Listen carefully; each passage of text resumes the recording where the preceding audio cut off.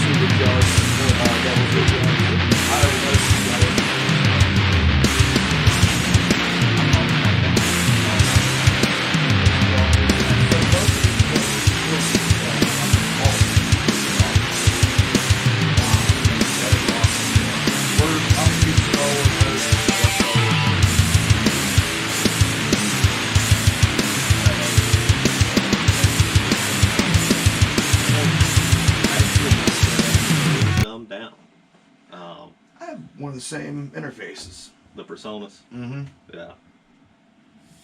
I have the Behringer version, but it's identical to that. Yeah. Yeah, Behringer. Well, yeah, Personas, Behringer. You got M Audio. They all kind of make pretty much similar stuff. Yeah. So yeah. But, yeah. This is kind of my setup anyway. What I have here, there's a difference of what I have here than what I run live. Okay. Do you use you use Laney with your live rig as well, or Nope. This is just for my home use. I use this for racing ever. Oh, okay. Except I didn't use the 212 cab at the time. I ran the I had a Mesa cab I ran with it. Nice. And after I started playing bass for AKC, I kind of sold all. I had a Mesa cab. I had a PV JSX cab? The JSX cab. I think it's right. I had one of those, and I actually had an old Ampeg cab. Oh wow! And they were just taking up so much space. I mean, I had 3 412 cabs sitting in my apartment at the time. I didn't even have a house. Sounds like my basement. And so I was just like, I'm gonna sell this shit and just keep this little 212. And so what got you into playing bass? Because it seems you're definitely more of a guitar player. I mean, you've got hell, you even got a 6-string bass back here in case you missed the guitar that much. He's like, I'm 6-string that shit. And actually, I've got a 6-string hybrid. That's pretty. It's a 6-string bass guitar hybrid. Okay. Wow. It's a weird guitar, and it has a whammy bar. How does it whammy? Like I'm not seeing any kind of I see almost a stop bar down there, for your saddles. Yeah, it's the crazy things they come up with, boys and girls. It's a weird guitar. Actually, that guitar was designed for was it Joe Satriani? Or no, it was Steve Vai, I think. Oh wow! It was Joe Satriani or Steve Vai one. I can't remember right now. The two are both similar. They're similar. It was a guitar that was designed for him, I think, in the '90s for a bass guitar, 6-string regular guitar hybrid. And what they used it on, I'm sure it was played on a song or something, and it was discontinued, and then Bet you it's got some good tone to it. It actually sounds pretty good. That's awesome. But they reissued it a couple years ago, and that's where I picked that one up. Oh, okay. It was the reissue. It was the reissue. Actually, if you look, the pick guard, I've not even pulled the plastic off. Oh wow! I even let the plastic on. I hadn't even took that off. Oh yeah, you can see a little bit in the reflection. Yeah. Honestly, because I bought it because I was like, oh man, that thing's cool as fuck. Yeah, who wouldn't want a bass electric guitar hybrid? Dude, I'd have bought it because it looks like a Kurt Cobain guitar. It does. It looks like a Jaguar. I'm obsessed with Kurt Cobain, so. And I bought it, and I have actually played it live for AKC, a couple times, but I've really not done much because I can't figure out what to use it for. It's kind of one of those guitars. It's like, what the fuck am I going to use this for? And the only reason I played it live with AKC, we actually covered the song "Unconditional," the old 3/4 Dead song. Okay. And I always played that song on guitar because I play guitar for that band. And when we played it with AKC, I was playing bass on it. And that way you got a little bit of both. Well, the thing was, and the reason I actually used that guitar was the way that I have my bass set up. I have it set up for drop A tuning. Okay. And the way I had it tuned, in order to play it, it had to be an E standard. And I only run I have that 4-string Spectre that I play live. Okay. And so I needed a 5th string in order to play the song because most of the bass on that is all bar chords actually. Oh wow. So I couldn't even like play it on there because I would have needed one more string. And I played it with the 6th string. This 6th string. Is that an Ibanez? It's an Ibanez. But where the neck is so thick on this one, and that whole song is bar chorded on the bass. That probably hurt. It hurt. By the time you got to the end of the song, like my whole hand was just. Oh, yo, can you talk for like 3 minutes so that way I can like stretch my knuckles out a little? That's pretty much what it was. It was literally like after I'd get done with the song, it was like I need a few minutes. Like my hand can't handle it, and so I actually used that for that song because it was more like a standard guitar. Oh, that's awesome. So you prefer 6-string guitars over 7s, or I mean, I see you have a 7 right here. Yeah. I can't play a 6-string model anymore. See, the necks are too small for me. I prefer the 6-string. I'm old school. I used to be a 6-string guy. I loved 6 strings. I used to play Ibanez, and then I acquired a 7-string Agile, and that was it. That's life for me now. Is my. Yeah, it's just a cool amp. And it's a great live amp too. I mean, it's one of those amps it's a great studio amp. It's a great live amp. Are you working on any other projects other than AKC? Or like, just tinkering around, jamming around, or? No, not doing anything else other than AKC. I sit around and I'll record stuff, for myself. But yeah, and I mean, I'm always kind of jamming, but outside of AKC, I mean that's kind of it. And I guess the thing is, I just don't have a lot of time. Oh God. For another, any other project. Oh yeah. And even if I'm writing stuff for myself, it's like I don't have the time to put another band together or to actually pursue it in that avenue. Yeah. Yeah. I mean, even though we've had a year downtime now with COVID, oh, God. I mean, I've had to go back to work. Yeah. Because I'm not making income with AKC right now, really. Because we're not touring. Yeah. Without the merch sales and stuff like that from touring. Yeah. A lot of bands are struggling these days, and a lot of it's becoming harder and harder to be a musician, let alone be a touring musician. Yeah. So yeah, I mean, it's kind of one of those things. I went back to work. My son moved in with me 3 years ago now, so I've got my son here, and then on the flip side, I'm still having to deal with AKC stuff too, even though it's all downtime. I mean, it seems like your guys' home base is down in Florida, so when you got to go do AKC, hey, at least you get fun in the sun for a little bit. Yeah, I had to go down for provided. I had to go down for 2 weeks. We had that 2-week run back in was it August, October? I don't even remember. It was back before it got cold. Okay.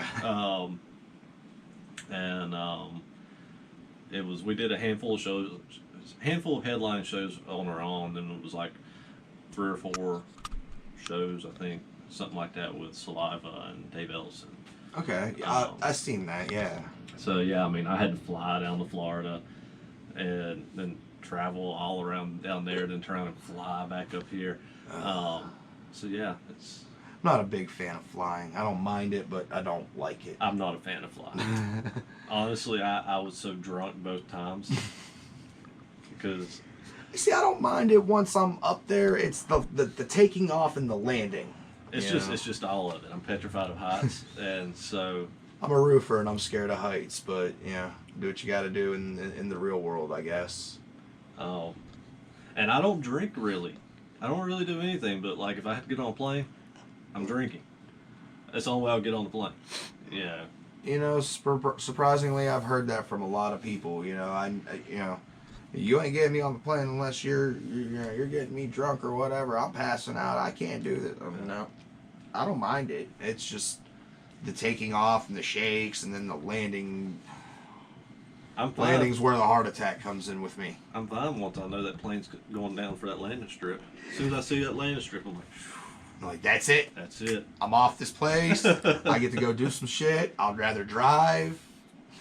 Hey, I actually told Waylon, that last tour, I actually told him, I was like, I don't have to fly. I can drive down there. He's like, it's a long drive, JP. I can leave 2 days ahead. Don't make me fly, please.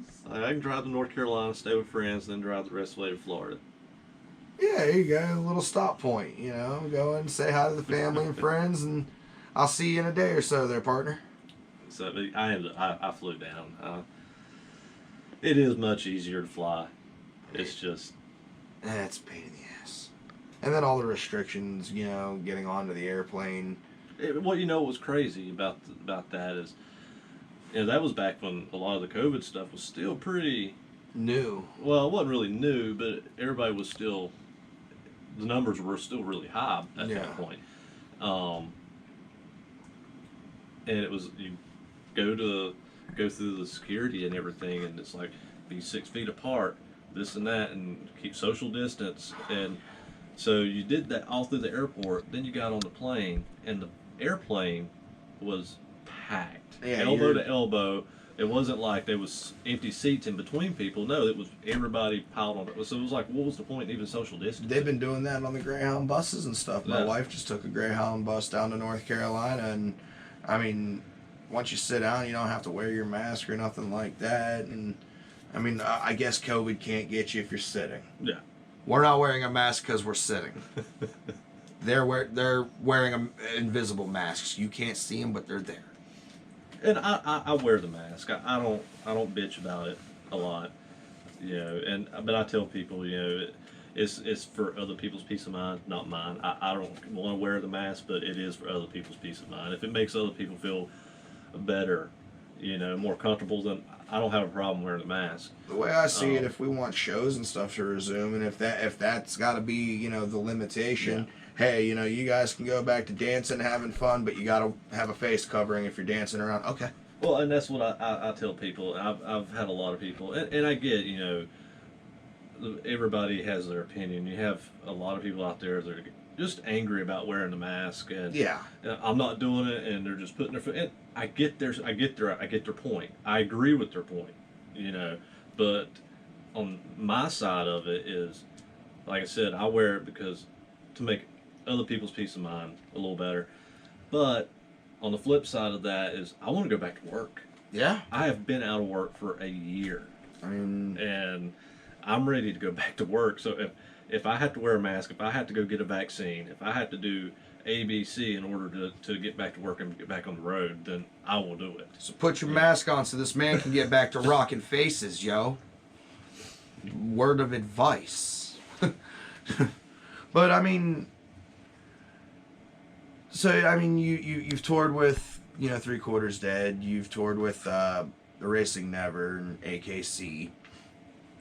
You know, you who does the majority of the music writing? Do you guys all sit down together in a room and it's like, I got an idea, and then, you know, the next guy expounds on it or whatever, or do you come in with a full, complete, here's a song, learn it? Yeah, things have changed through the years.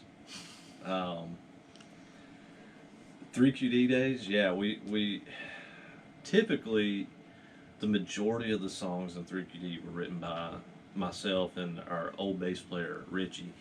Um, so pretty much all the music was him and I. And typically what we do, I may have half a song written, and I'd go in and just start jamming it with the drummer, or he'd have half a song written and he'd start jamming it, and we would just at that point we'd start collaborating to finish writing the song. Sometimes we'd have a whole song written, and the other usually it was him or I. One would tear each other apart. No, this has got to be cut. We don't like this. We got to change it. You hit the wrong tom. And that cymbal doesn't go there. And even Waylon would come in at some point. Well, I don't like how this is going to work vocally. Then we'd have to change shit again. And so there was a lot of fighting back then. I mean, growing up, you're young. It's easier to communicate your feelings with a quick throw a microphone across the room, I guess. And that happened a few times.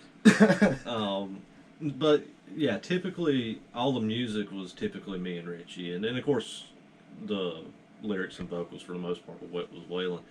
I think he had other people on a couple songs help him write some lyrics, but for the most part, Waylon always writes his own lyrics and melodies and stuff.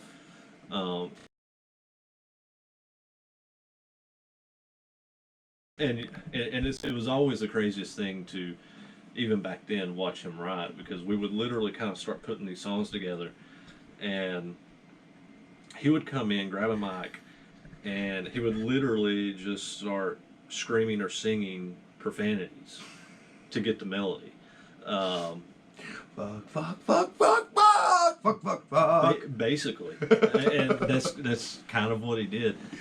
I am now stealing that. He literally would start screaming profanities or nonsense, and it wasn't even always profanities. Sometimes it was just nonsense, just to get the figure out how he wanted to sing it vocally. Yeah, and because back then we were young, and the digital age wasn't really that much of a thing at that point for Pro Tools. So it wasn't like it was cheap to go subscribe to Pro Tools at the time. It was like that shit was expensive as hell. $200, $300, $500, $600, $700. Well, that was just the software, and back then you had to have the DigiDesign interface, which was like $3,000, $4,000, $5,000, $6,000 on top of that. And so like we didn't have recording equipment, so it wasn't like, well, we wrote and recorded this, and Waylon listened to it and got an idea and started laying tracks down to figure out how he wanted to sing it. That just wasn't financially feasible for us at the time. So it was literally us in a room just pounding this shit out, and that's essential. And like I said, he didn't even know what he was going to do vocally, so he would just start screaming profanities or nonsense until he figured out how he wanted to sing it.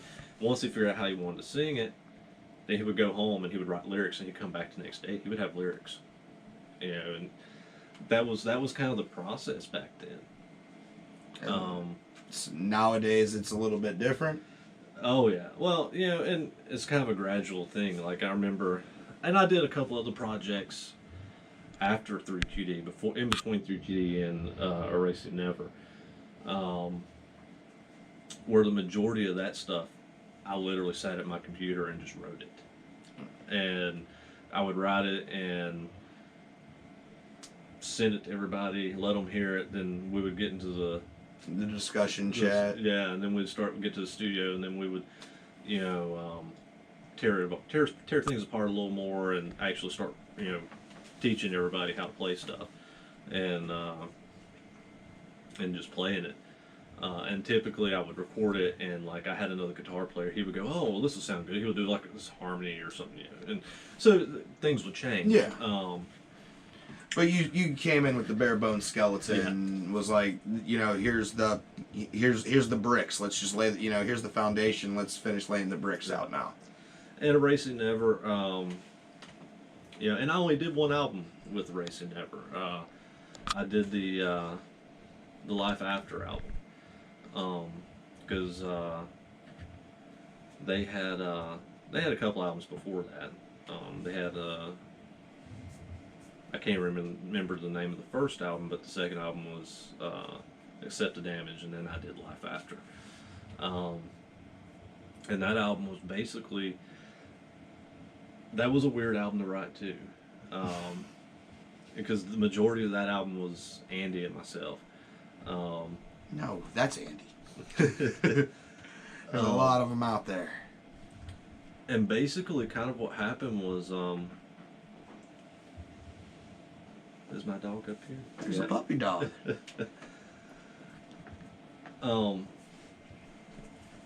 Andy, I kind of joined the band, and they were like, "Okay, let's write a new album."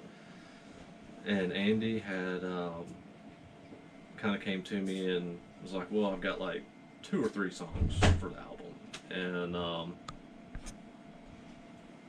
so I was like, "Okay." Well, and he was asking me what I had, and I said, "Well, so I can write new stuff, or I've got a hard drive full of songs. If you want to hear what I have, you know, I've got shit I've written for years. Just pick through it." And I sent him probably 15 or 20 tracks of songs, Wow. of just stuff that I had already kind of Compiled. and written, and they were complete songs. Like, it wasn't even partial songs. It was like I sent them full songs, and they needed to be rewritten. Some of the stuff was pretty old and needed a little updating, but they were good tracks A there. little spit shine. And Andy basically come back and was like, "Well, I like this one, this one, this one, and this one," and he ended up taking like 6 or 7 songs that I had recorded, and well, he came back with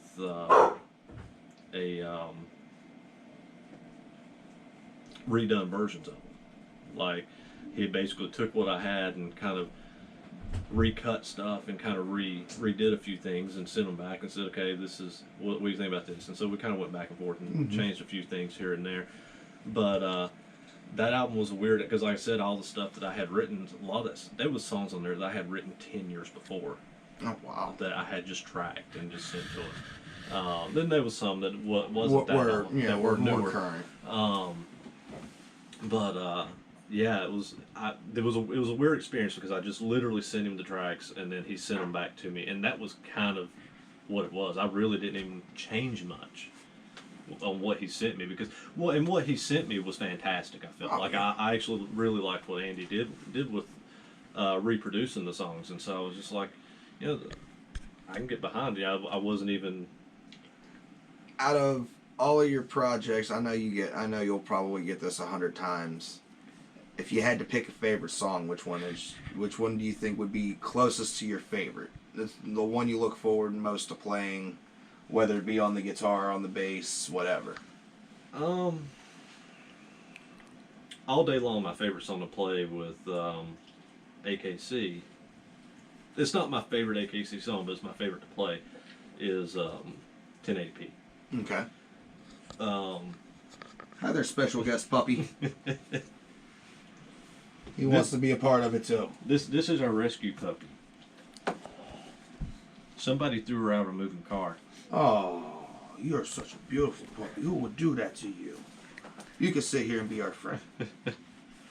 But yeah, it's not my favorite track we have, but 1080p is definitely the funnest. It's the funnest track for me on bass. I feel like, you know, it's a pretty it's kind of a pretty busy song on bass. Okay. Pretty involved. Yeah, and it kind of just makes it a fun song. The song "Satisfied" off "An Indifference of Good Men," Okay. which is has the guest appearance from vocals from Justin from the band Tala. Okay. On it. That song, I've only played it live one time because Justin has only been Available one time. But that song is another really heavily bass involved song, and the one time I played it, it probably would have become my favorite song to play live. if you would have been able to play it more than once. If I would have been able to play it more than once. So yeah, those would be definitely my two favorites within AKC for sure. I like the I guess, for lack of a better phrase, the title track, the song "A Killer's Confession." I think that was a really good song. I think didn't Head from Korn offer some pointers or help write it or whatever? He didn't help write it. Matthew Trumpy wrote it. Okay. Trumpy wrote it, and Waylon, I can't remember. I actually wasn't in the band at that point. Okay. Even though I am the original bass player for AKC, he didn't have a bass player for the first four months that he had put the project together. I can't remember if Waylon had vocals on it at that point. I think he might have. Regardless, Trumpy wrote the song, and Waylon had talked to Brian and asked him if he would do something on the song. And so yeah, Brian said yeah. Yeah, Brian was also on that. And so Waylon ended up sending him the track, and Brian laid some guitars on it. And so like all those real Brian Head-esque little guitar parts in it. So that's all Head. That's all Head. Yeah, that's all Brian Head. See, I'm even more jealous now because Korn's my favorite band. So I'm definitely. I went and got to go see Korn when they played at Blossom with Alice in Chains, and top number one concert ever. You know, I'm actually jealous of that because my wife actually went to that concert, and I was in Texas on tour. Oh, ain't that a bummer? And I like Korn, and I've met the guys. I met the guys from Korn back in like '94, '95. And then I've hung out with them since then too. They're cool guys. I love Korn, but Alice in Chains, I've wanted to see Alice in Chains so bad, and I have never seen Alice in Chains. Their new singer, I'm telling you, you close your eyes and you think Lane's there, dude. And this was my argument. That was when Alice in Chains started putting new albums out. Was everybody's like, oh, you can't replace Lane, you can't replace Lane, you can't replace Lane. Yeah, you can. You know why you can replace Lane? AC/DC replaced Bon Scott. Well, yeah, but I don't feel like he was so much replaced as much as tributed and honored. Jerry Cantrell is Alice in Chains and will always be Alice in Chains. And most of those vocals and all those harmony vocals in all those Alice in Chains songs, they were Cantrell. It was not Lane Staley. It was always Cantrell. That is Cantrell's band, and it will always be Cantrell's band. And Cantrell is actually my all-time favorite guitar player. Oh, from stories that I've heard, Jerry put the band together, and they wanted Lane to sing, and he kept saying no, kept saying no, so they kept auditioning people they knew would piss Lane off till he just said, all right, I'll do it. Yeah. Just stop. Yeah. And so, Jerry, obviously, Alice in Chains, great band. Great band. So I've never got to see them live, and so, you said you got to go. My wife, like I said, I think I had an off day in Texas, and my wife was sending me videos of Alice in Chains, her watching Alice in Chains, and I was like, oh, you suck so bad right now. That's my wife when she got to go see Head PE. I've wanted to go see Head PE for years and have never got to go see them. We're friends with, Jeremiah because, the AOW, and she's part of the AOW. I still have yet to get to see them. So, she comes back, she's like, it was so great. I wish you could have been there. Yeah, I wish I could have. Yeah, I saw, I've seen Head PE a few times. But I saw him last time. I think I saw him. When was the last time I saw him? And it's been a handful of years ago now. But they played at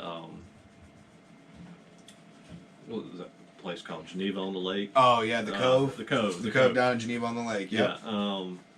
And Alien Ant Farm opened for them. And I remember seeing the flyer for that. Oh my God, Alien Ant Farm was so amazing. They were so fantastic. So much better than Annie, Are You Okay? From what I've heard they are a really great band, and in my younger days, if you were an overly poppy band, depending on the what I was into at the time, I wasn't into it. So I wasn't a huge Alien Ant Farm fan. And then you hear people talking about it years and years later, like that was one of the best things I've ever seen. I'm like, well, damn it, I never gave him a fair shot, I guess. Well, I've always liked Alien Ant Farm. I've never been a huge fan, kind of like you're saying. Yeah, I like them, but I was never a huge fan. When I saw them at that show, I was like, Jesus freaking Christ, what have I been missing? Because these guys are just fantastic live. Like, they were just that live band that was just amazing. There's a few bands I've seen like that. There's a few that I wouldn't care, to see again for whatever reason. I'm not a big Disturbed fan. Yeah. I've seen Disturbed live in concert, and whether it be because, he's just tired from being out on tour and all that, his voice was just blown and it sounded nothing like you would expect. He's trying to do the ooh wah ah ah thing, and it sounds like me trying to do it in the shower. Yeah. Like, hey, you don't want to hear me doing it in the shower. Yeah. I'm always real hit and miss with a lot of those early 2000 bands like that. Like I liked them initially, and then after the new wore off, I was like, I'm just not feeling it, I think Fever 333 was at the Korn and Alice in Chains concert. They may have been.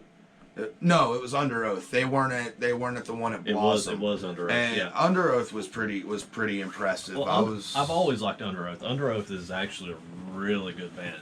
I grew up more in the punk rock scene. I didn't really get into heavy metal until after I graduated, actually. I mean, I've always liked Metallica, Pantera. I've never really been a Slayer fan. I know. I agree. I think they're one of the most overrated metal bands ever. I mean, if I want to hear da-da-da-da, whoa, da-da, the whole time, I would just sit there and just scream at myself in the mirror, and it would work out. I like Slayer, but I think they're one of the most overrated band. And out of the big four, I think Anthrax is always my favorite. Anthrax is one of the most underrated bands out there out of the big four. It's always Metallica and Megadeth. And Metallica and Megadeth are both good. Go listen to some Anthrax. Yeah, and I kind of did the same thing. Like, I grew up. I guess when I grew up, it was a weird time. Like, because hair metal was still a thing, and I was young, but I was listening to Rat and Poison and Quiet Riot and Twisted Sister and of course Motley Crue and all these bands. But then the whole transitional thing. Let me back up before I jump ahead. I guess, and that was kind of the time period when I decided I want to learn to play guitar, and it was actually Guns N' Roses. When I heard Slash or Izzy. Ironically, because I'm gonna let you in on something. Everybody knows me as a bass player for AKC. Then people who realize, oh well, he played guitar on this and this and this, and he's been a guitar player for years before bass. I actually started with bass, and it was actually Duff McKagan from Guns N' Roses that influenced me to pick guitar up. Cliff Burton, for me. When I heard Duff McKagan's bass lines on Appetite for Destruction, I was like, I want to do this. And so I actually started learning how to play bass. And it wasn't long. It was a couple years later. I was like, I want to play guitar. And I didn't play bass again until AKC.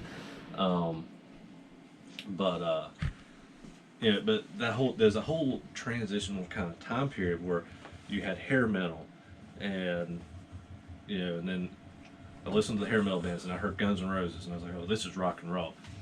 And then the grunge era hit, Nirvana hit, and it was like, okay, Nirvana's amazing. This whole, and then I was like all into this, the Nirvana, Alice in Chains, Soundgarden, Pearl Jam, all the grunge bands at the time. Then I kind of got into this whole punk rock thing for a while, and I went to more of like the Brooklyn hardcore scene. And, like Agnostic Front type stuff. Agnostic Front. Roger you had Murray. Sick of It All. You had Biohazard that came out at the time. Life of Agony. TSOL. Yeah. You had, I was like big into the punk rock scene at the same time. I kind of transitioned from the grunge to the Brooklyn hardcore to punk rock. I started listening to nothing but the Ramones and Rancid, Operation Ivy, and just Dropkick Murphys. Dropkick. And just all these other more punk rock bands. But then, Korn kind of blew up. those periods. So you had a lot of those new metal bands that come out that I really dug. You know, you had Korn, Rage. Rage. I kind of came out before them, but you had Korn, Limp Bizkit, Cold Chamber. Flaw. Flaw's a was great one. Early Finger 11 was good. I like it. I liked some Finger 11. And then that kind of wore off really fast for me, and then I was like, I want to listen to stuff, more heavier stuff. So then I started moving into more like In Flames, and then Dillinger Escape Plan, and I call that intelligent people metal. yeah, That's the type of metal that you have to know your geometry and your algebra and all that shit in order to listen to. Smart people metal. I love Dillinger. I love Dillinger. I mean, no disrespect. They're just, listening to something like that. That's miles and centuries above what I could ever imagine trying to do. Like Buried Alive, their new outer and all that.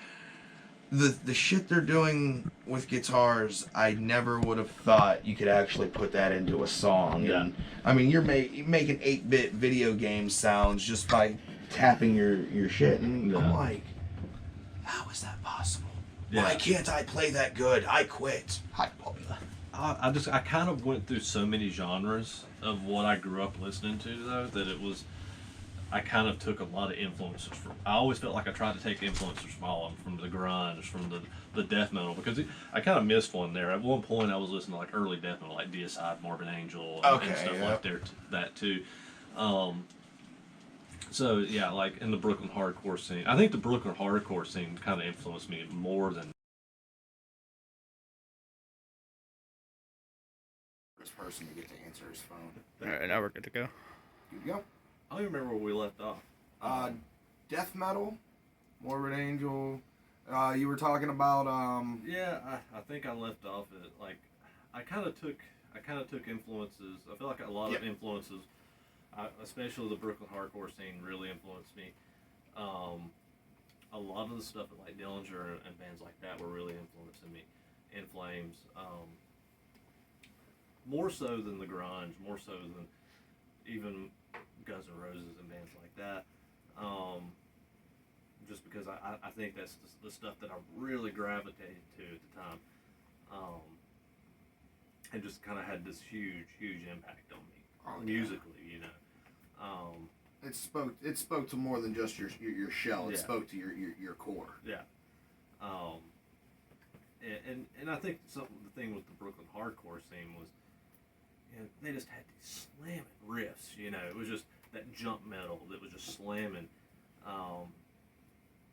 and bands wasn't doing that at the time. Now it's a pretty common thing, but back then it was, 1993, 1992, and Crossbreeding genres wasn't a common thing around that time. It was you were an elitist. Either you're a metal or you're a rap or you're punk. You can't be one of the three. All three. Yeah, and then you had like bands like Hatebreed that came out later. I love Hatebreed. And I'm not dissing Hatebreed, but when I heard Hatebreed, this was my opinion. I heard Hatebreed and I was like, I was listening to this 10 years ago with Biohazard and Sick of It All. Like, it's just the vocal style's different, but musically it's pretty much the same. And not to say their music's not good. Metal songs without guitar solos. Yeah. That's how I've always viewed it. That's why I gravitated towards hardcore. Yeah. All my friends were metalheads, and I'm like this, punk rock guy, and they're like, well, why don't you check this out? And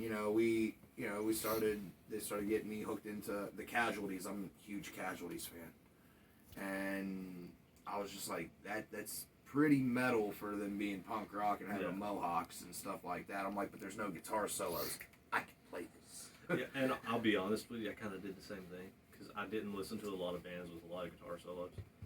I mean, Metallica, Pantera, Guns N' Roses, but you never aspire to actually be any of them when you when you go back to listen to bands like Sick of It All, they wasn't doing guitar solos. Biohazard was, but not really. It's like the meme with the crash test dummy. Shred. Yeah. And yeah, Nirvana didn't do them. You know, the grunge era didn't do them. Yeah, Alice in Chains did, but you know, the majority of the grunge bands didn't. Alice in Chains were talented. The new metal bands, they really didn't do it either. You know, there was a whole time period there where solos were just kind of like this thing we didn't do. Things of the past, you know. It wasn't until you started getting All That Remains. They came out, started doing them. Avenged came out, started bringing the solos back. And Trivium and you know, and a lot of these guys were doing the same. And it just wasn't new, but it was new because people hadn't heard it in so long. It was evolved and updated. Yeah, it was really a lot of that stuff was just it was kind of an updated version of what Metallica and Megadeth and guys like that were doing 20 years prior. I mean, even Trivium had been hailed as the next Metallica when they came out, and then everyone jumped on the Trivium bandwagon. So they got some great songs though. They're great band, great band. I'm not a big fan of them. That first album they put out, Ascendancy. Yeah. Jesus Christ, that album's fantastic though. Shogun was an amazing album. The guitar work on it was just... I sit there and I'm listening to it and I'm like, yep, I quit. And I quit playing the guitar for a couple of months because I was just like, I can't do it. And then they came out with the Rocksmith game and all the little 12-year-old kids can sit there and shred and all that. And I'm like, dude, I've been playing for 20 years. I tell you what though, I could tear some asses up on some Guitar Hero. You hear that? He's putting the challenge out there. The gauntlet has been laid. I cannot play Through the Fire and the Flames on guitar, but I can play Through the Fire and the Flames on expert mode on Guitar Hero. Level 10 expert and get a 99%. Say what? I mean, that's the boasting quality there because I don't even know anyone that can play it on. I can't even play it on medium. I can play it on. I couldn't play it like flawlessly on it, but I could play it on expert. I got really stupid good at Guitar Hero. You see, I was never a big video game kid. You know, I was the goofy weird guy in school and all that. Didn't have, you know, a plethora of friends. But, you know, and everyone else is like, oh, you know, that's what would cause me to fall into video games. No, I played guitar and smoked pot. And that's just what I continued to do. And I didn't want to learn Teen Spirit, or I didn't want to learn Welcome to the Jungle. I've always had this thing. Why learn a $1 million song when you can take the time you're going to learn that song and write your own $1 million song? Yeah. None of them expected that song to, you know, Sweet Child of Mine. They didn't expect that to be worth millions of dollars. Teen Spirit, you know, it was just something they put words on paper and a guitar part together and they were like, it's cool. And then they grew to hate it because it became overly popular. Yeah, well, I mean, if you go back to those early interviews and even newer interviews with Dave Grohl talking about when Nirvana blew up, they didn't even know they blew up. Yeah, I mean, like, they were just like... They were overseas doing a tour in, like, Europe and got on a plane and literally got off the plane in America and, like, people were swarming. It was like the Beatles like and the Beatles all that, naming yeah. it all over again. And I mean, there really hasn't been a phenomenon like that musically recently. Not since Nirvana. Not since Nirvana. I mean, Metallica's the biggest heavy metal band in the world, you know, based off of sales, but they still don't even get the reception that Nirvana got. No, and the thing with Nirvana is it was like the Beatles. You know, when the Beatles came over, and I know there'll be a lot of haters on this comment too, and there'll be a lot of people that'll agree with me. Beatles is the greatest rock and roll band of all time. Yeah. Beatles and AC/DC are two of the greatest rock and roll bands of all time. And I love some. I like old AC/DC. I'm not a big Brian Johnson era fan. It seemed like after Brian Johnson joined, they just kind of sounded like every other album. They did, but it worked. But the thing with the Beatles, and kind of get back to what I was talking about. My mistake. The Beatles, when they came over here, they changed things, and there was no music out there like that, and it changed rock and roll. It changed everything, and fans swarmed to it, and it was Beatles. And it was what they called them, Beatles mania. And then you had the British invasion after that. it spoke to the young kids in a way that their parents' music did. Yeah, it was so new and so different that they freaked out over it. And it was the same thing with Nirvana. Was yeah, it was all hair metal and early hip hop, with like Vanilla Ice and Hip MC Hammer, the hip hop. So yeah, music was kind of like in a blah type scenario then.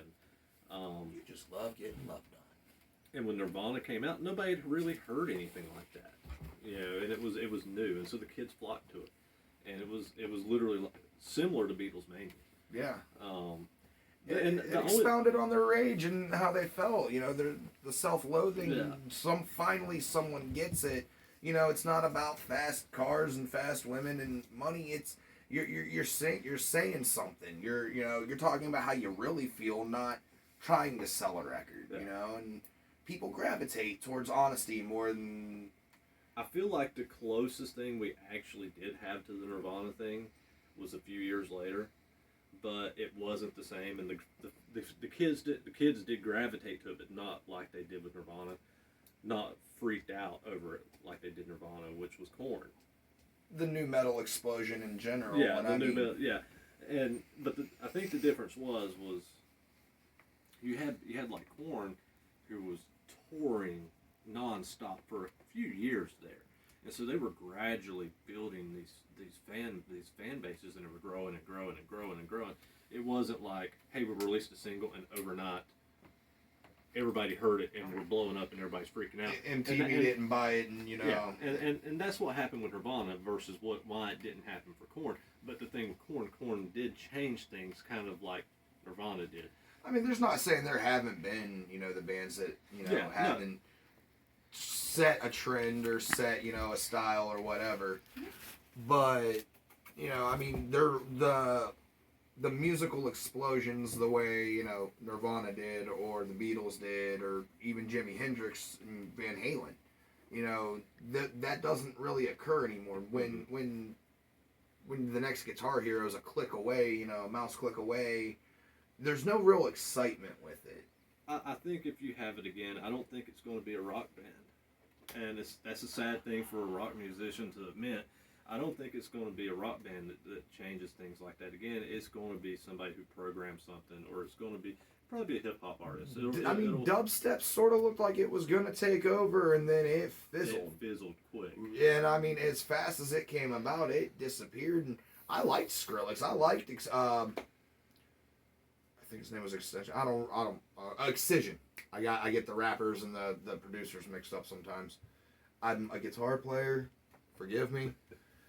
But, I mean, I liked some of that, I sort of got out of rock and roll for a while, and it was more the Juggalo scene, and, ICP and Twisted and Paint Your Face and whatnot, and, after that seemed almost like it was getting ready to be its own movement in and of itself. Yeah. And, of course, it got popularized, and they did the gatherings, and, got all the press, and, it became something that the originals would tell you that it's not what it used to be. Yeah. It used to be about unity and family and having fun, and you like Mushroom Head and you like ICP. Well, we're still homies, and now it's all elitist. Everything is turned into elitist factions, and it's not about the music anymore. My opinion is rock and roll's become too safe. Yeah, it's not. That's why people aren't gravitating towards it as much. There's not that sense of danger. There's not that element of surprise or watch the dirt. Watch how they used to do it. And then just, watch documentaries about how music's progressed since the 80s and how they went from parties backstage and parties all night long to backstage, texting on my phone. Hey man, you got that gallon of milk? I need some milk, bro. Like, you know what I mean? It's and no disrespect to anyone that doesn't go and be wild and crazy and stuff, but where's the element of risk or the element of danger? You're up there, most people don't even move when they play their songs. They look at their guitar, smile to the crowd, look at the guitar, wave, do a little wave, and bye. You know, where's the excitement in it? Yeah.